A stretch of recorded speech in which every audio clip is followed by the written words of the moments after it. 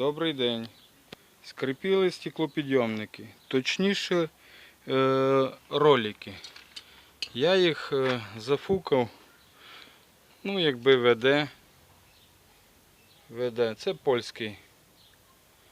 ВД польський. Один ролик я зафукав з цієї дирки. Тут зафукав, якщо підняти стекло на 30, ну, спустити на 30%. Тут оце змазати.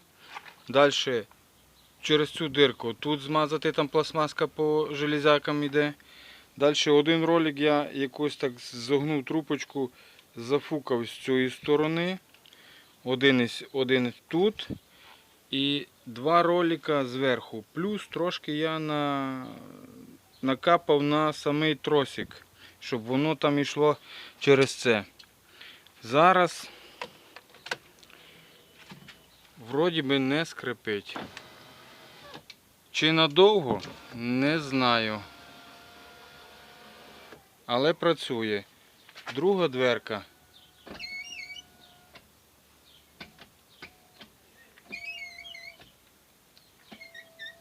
Скрипить. Зараз іду. Ну це більше скрипіла. Розбирається дверка дуже легко.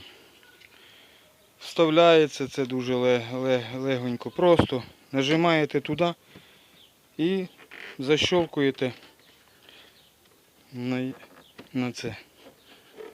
Дуже просто защелкується. Дверка знімається дуже легко.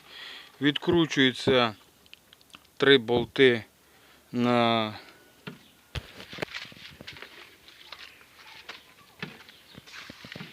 тут 3 болти відкручуються, отут 3 болти. І знизу 2. І остальне все відщолкується. Дуже легенько, дуже просто. А щоб це зняти, треба просто підняти пластмасовою такою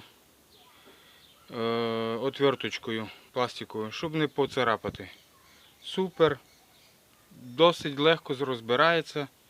Зараз не скрипить. Скрипіло ужасно. Гарно дякую.